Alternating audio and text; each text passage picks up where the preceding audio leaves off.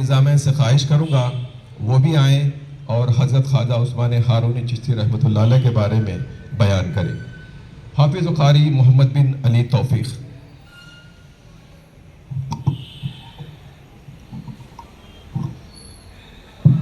الحمد لله رب العالمين والصلاة والسلام على أشرف الأنبياء والمرسلين وعلى آله وأصحابه أجمعين، أما بعد، فأعوذ بالله من الشيطان الرجيم، بسم الله الرحمن الرحيم۔ قال الله تبارك وتعالى في القرآن المجيد والفرقان الحميد: يا أيها الذين آمنوا اتقوا الله وكونوا مع الصادقين۔ صدق الله العظيم وصدق مولانا رسوله النبي الأمين الكريم، ونحن على ذلك لمن الشاهدين والشاكرين، والحمد لله رب العالمين۔ تشریف فرما حضرت مولانا سید شاہ مظفر علی چشتی صاحب قبلہ مدظ العالی ذی النورین، سجادہ نشین و متولی حضرت شیخ جہالی ابو العلائی رحمۃ اللہ علیہ، و مرشدی و مولائی الحاج حضرت خواجہ صوفی محمد زبیر چشتی ابو العلائی ادم اللہ فیعوزہم العالیہ، متولی و سجادہ نشین درگاہ حضرت صوفی بابا رحمۃ اللہ علیہ، و صوفی زید چشتی ابو العلائی صاحب قبلہ، و تمام مریدین و متحدین سلسلہ ابو العلائیہ، و تمام متحدین درگاہ حضرت شیخ جہالی رحمۃ اللہ علیہ، و تمام پس پردہ خواتین، السلام علیکم ورحمۃ اللہ وبرکاتہ۔ اللہ رب العزت کا بڑا احسان عظیم ہے کہ اللہ رب العزت نے ہم تمام کو یہاں پر اللہ والوں کی مجلس میں بیٹھنے کا موقع عنایت کیا، اور مجلس میں بیٹھ کر ان کے ارشادات، ان کے تعلیمات اور ان کے کرامت سننے اور سنانے کا موقع عنایت فرمایا۔ آج ہم سبھی جانتے ہیں کہ ہم آج یہاں پر جمع ہونے کا مقصد حضرت خواجہ صوفی عثمان ہارونی رحمۃ اللہ علیہ کی تعلیمات، ان کے ارشادات اور ان کی کرامات اور ان کی سالانہ فاتحہ اور ان کے وصال کے دن ہم تمام یہاں پر جمع ہوئے ہیں۔ ابھی آپ نے حضرت سے ان کے ابتدائی پیدا ہونے سے لے کر مرید ہونے تک تمام واقعات کو سماعت کیا۔ اب چند واقعات، 2-3 واقعات کو رکھ کر میں اپنی بات کو سمیٹنا چاہتا ہوں۔ سب سے پہلے حضرت خواجہ صوفی عثمان ہارونی رحمۃ اللہ علیہ بہت بڑے اللہ والے، صوفی بصفا، پیر طریقت، رہبر شریعت، بہت بڑے اللہ والے گزرے ہیں۔ آپ کے پاس ایک شخص آتا ہے، وہ ان کا مرید ہوتا ہے اور دوڑتے دوڑتے آتا ہے اور آ کر کہتا ہے کہ حضرت بہت عرصہ گزر چکا ہے، بہت وقت ہو گیا ہے، میرا ایک بیٹا تھا جو گم ہو چکا ہے، میرا ایک بیٹا گم ہوئے کتنے برس ہو چکے ہیں، کتنے سال گزر چکے ہیں، لیکن ابھی تک وہ مجھے نہیں ملا۔ تو آپ فرماتے ہیں کہ کیا کیا جائے؟ تو وہ شخص کہتا ہے کہ میں بس اتنا چاہتا ہوں کہ آپ میرے بیٹے کے لیے اس مجلس میں دعا کر دیں، شاید ہو سکتا ہے کہ آپ کی دعا کا یہ نتیجہ ہو کہ وہ واپس آ جائے۔ تو آپ رحمۃ اللہ علیہ اپنا ہاتھ اٹھاتے ہیں اور تمام جتنے مجلس میں لوگ بیٹھے ہوئے رہتے ہیں سب کو کہتے ہیں کہ دعا اس شخص کے لیے کرو کہ اس کا بچہ مل جائے۔ ایک روایت میں دعا کا ذکر ہے اور ایک میں کہتے ہیں کہ سب کو الحمد کا سورہ پڑھو اور پڑھ کر دعا کرو۔ جیسے ہی حضرت لوگ دعا کرنا شروع کرتے ہیں، الحمد کا سورہ پڑھنا شروع کرتے ہیں، تو حضرت مراقبہ کرتے ہیں۔ مراقبہ کہتے ہیں کہ اپنے سر کو نیچے رکھیں اور اپنی نظر کو اپنے دل پہ رکھیں، دل پہ رکھنے کو مراقبہ کہتے ہیں۔ حضرت مراقبہ کرتے ہیں اور مراقبہ کر کر اپنی آنکھ کھولتے ہیں اور آنکھ کھول کر پھر لوگوں کو کہتے ہیں کہ تم سورہ فاتحہ پڑھو اور پھر اس شخص کے بیٹے کے لیے دعا کرو. تو لوگ پھر دعا کرنا شروع کر دیتے ہیں اور پھر حضرت پھر سے مراقبہ کرتے ہیں اور مراقبہ کر کر اپنی آنکھ کھولتے ہیں اور آنکھ کھول کر اس شخص کو کہتے ہیں کہ جا تیرا بیٹا گھر پہنچ چکا ہے، جا تیرا بیٹا گھر پہنچ چکا ہے. وہ شخص دوڑتے دوڑتے اپنے گھر جاتا ہے. اسے معلوم چلتا ہے کہ اس کا بیٹا واپس آ چکا ہے، اس کا بیٹا آ گیا ہے. وہ اپنے بیٹے سے ملتا ہے اور مل کر اسے اپنے ساتھ حضرت کی بارگاہ میں لے جاتا ہے اور لے جا کر ان کے قدموں میں ڈال دیتا ہے. تو حضرت پوچھتے ہیں کہ تم واپس تو آ گئے ہو لیکن تم تھے کہاں اور تم واپس کیسے آئے؟ تو وہ کہتا ہے کہ میں ایک جنات کے دیو کے پاس قید تھا جس نے مجھے سمندر کے جزیرے میں قید کیا ہوا تھا. میں وہاں پھنسا ہوا تھا، مجھے وہ نکلنے نہیں دیتا تھا. جب بھی میں نکلنے کی کوشش کرتا وہ مجھے پکڑ لیتا اور پکڑ کر پھر وہی جزیرے میں بند کر دیتا. تو آپ فرماتے ہیں کہ پھر تم نکلے کیسے؟ تو وہ جو شخص کا بیٹا تھا وہ کہتا ہے کہ میں ایسے ہی جزیرے کے اندر قید تھا، بیٹھا ہوا تھا. تو میں نے دیکھا کہ آپ جیسی ایک ہستی، آپ جیسی شکل و صورت والے میرے سامنے تشریف لائے اور تشریف لائے اور لا کر انہوں نے میری بیڑیوں کی طرف دیکھا. جو ہی میری بیڑیوں کی طرف دیکھنا تھا کہ وہ بیڑیاں کھل گئی، ٹوٹ گئی اور ٹوٹ کر حضرت نے میرے سے ملاقات کی اور پھر کہا کہ مجھے اپنے ہاتھوں میں ہاتھ دو اور اپنے آنکھ بند کر لو. تو جیسے ہی میں نے آنکھ بند کی، جو ہی آنکھ کھولتا ہوں تو کیا میں سیدھا اپنے گھر میں موجود ہوں. میں جو ہی آنکھ کھولتا ہوں تو اپنے گھر میں موجود ہوں. مجھے نہیں پتا کہ میں کیسے آیا، کیسے ہوا. جو ہی آنکھ بند کی تو میں سیدھا گھر میں آ گیا اور پھر میرے والد صاحب نے مجھے پکڑ کر آپ کی خدمت میں لا لیا. تو اللہ والوں نے یہ دکھایا ہے کہ جب آنکھ بند کرتے ہیں تو کہاں پہنچ جاتے ہیں اور کہاں پہنچا دیتے ہیں. آنکھ بند کرتے ہیں تو کہاں پہنچ جاتے ہیں اور کہاں پہنچا دیتے ہیں.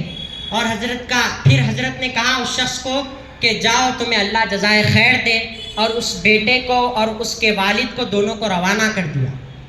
حضرت کی کرامات میں سے ایک کرامت یہ بھی ہے کہ تبلیغی جماعت کے، جو بہت بڑی تبلیغی جماعت چل رہی ہے، اس دور پرفتن کا سب سے بڑا فتنہ ہے. تبلیغی جماعت کے ایک سب سے بڑے عالم شیخ زکریا، انہوں نے بہت سی کتابیں لکھی ہے، لیکن ایک کتاب لکھتے ہیں تاریخ مشائخ چشت.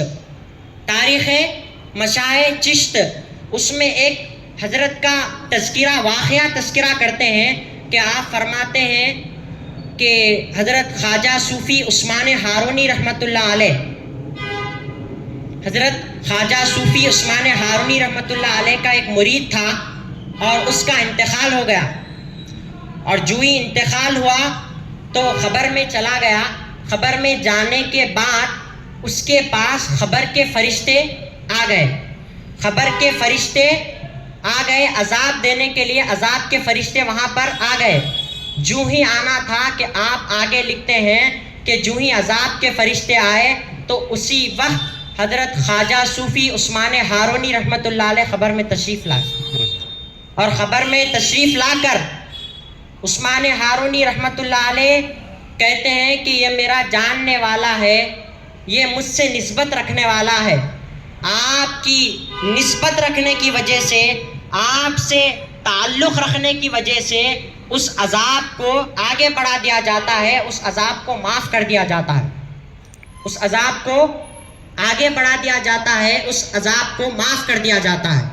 اب یہاں پر سوچنے والی بات یہ ہے کہ حضرت جو زیادہ تر اپنا وقت گزارتے تھے، صوفی عثمان ہارونی رحمۃ اللہ علیہ، وہ رہتے تھے ایران میں اور آپ کی مزار مبارک ہے مکہ مکرمہ میں. اگر آپ زندہ تھے تو بھی اپنی مرید کی مصیبت کو دیکھ کر آپ خبر میں تشریف لائے. اگر آپ کا انتقال ہو چکا تھا تو بھی آپ خبر میں تشریف لائے.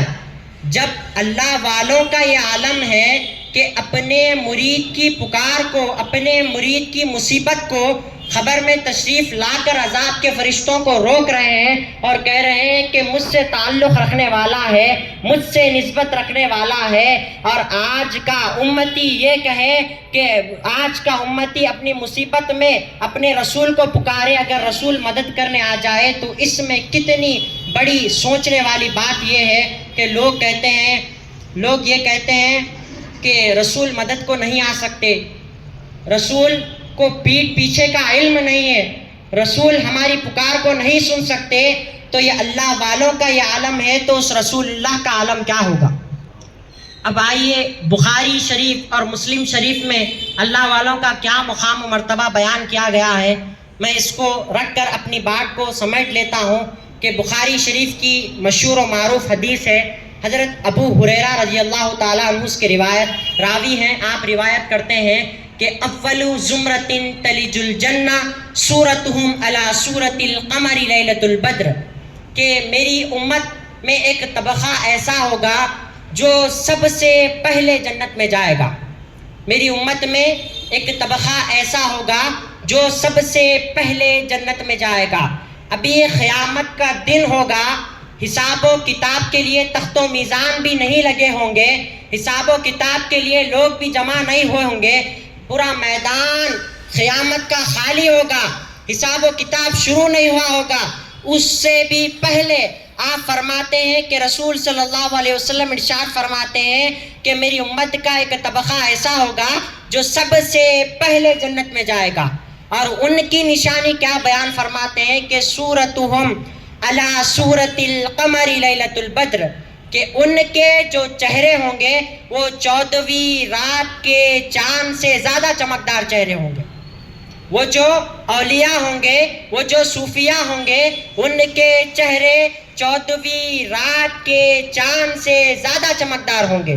اور ان سے بغض رکھنے والے، ان سے عداوت رکھنے والے، ان سے کینہ و کپٹ رکھنے والے، ان کے چہرے پر مایوسی ہوگی، ان کے چہرے پر اداسی ہوگی، ان کے چہرے پر غم ہوگا. ایک طرف مایوسی والے چہرے ہوں گے اور ایک طرف 14ویں رات کے چاند سے زیادہ چمکدار چہرے ہوں گے.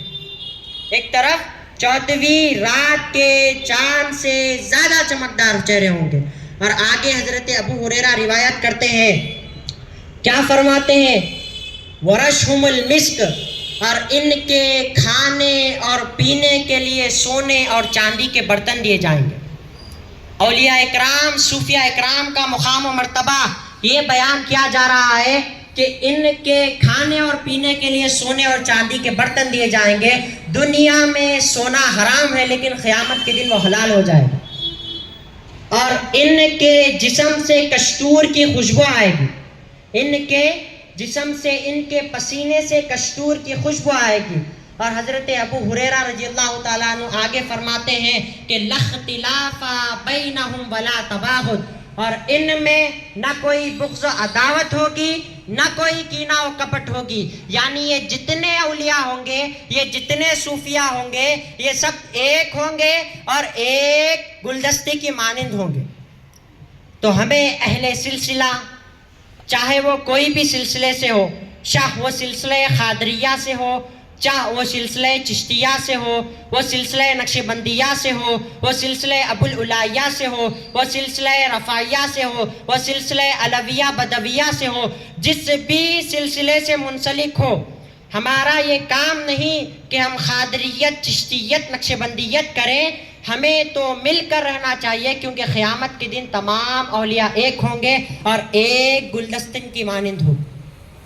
اور آگے فرماتے ہیں الہ قلب واحد، اور صبح اور شام اللہ کی تسبیح بیان کر رہے ہوں گے. صبح اور شام اللہ کی تسبیح بیان کر رہے ہوں گے. اللہ نے اور اللہ کے رسول نے اولیاء اکرام، صوفیاء اکرام کی اجتہادی اور انفرادی شکل کو، ان کے اجتہادی انفرادی مقامات کو، ان کے کرامات کو حدیثوں کے ذریعے اپنی امت تک پہنچایا ہے.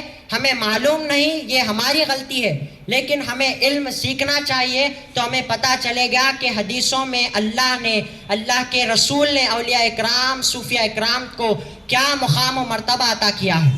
اور آج ہم یہاں جمع ہیں تو ہم اپنی مرضی سے نہیں آئے ہیں، ہم آئے ہیں کیونکہ اللہ رب العزت اولیاء سے محبت کرتا ہے، اور اولیاء سے محبت کر کر حضرت جبرائیل امین کو کہتا ہے کہ میں فلاں بندے سے محبت کرتا ہوں کہ تم بھی ان سے محبت کرو، اور تم بھی ان سے محبت کرو، اور ساری کائنات کو اس پیغام دو کہ وہ بھی اس اولیاء اس بندے سے محبت کرے، اس صوفی سے محبت کرے۔ اللہ کے رسول صلی اللہ علیہ وسلم فرماتے ہیں، حدیث قدسی ہے، وَمَا يَزَالُ عَبْدِهِ حَتَّى يَتَقَرَّبُ إِلَيَّ بِالنَّوَافِلِ حَتَّى أُحِبَّهُ۔ آپ فرماتے ہیں کہ سب سے زیادہ اگر بندہ اللہ کا قرب حاصل کرتا ہے تو وہ نوافل کی کثرت میں کرتا ہے۔ جو بندہ سب سے زیادہ نوافل کی کثرت کرتا ہے وہ سب سے زیادہ اللہ کا قرب عطا ہوتا ہے، اسے اللہ کا قرب عطا ہوتا ہے، قرب ملتا ہے، وہ اللہ کے قریب پہنچتا ہے۔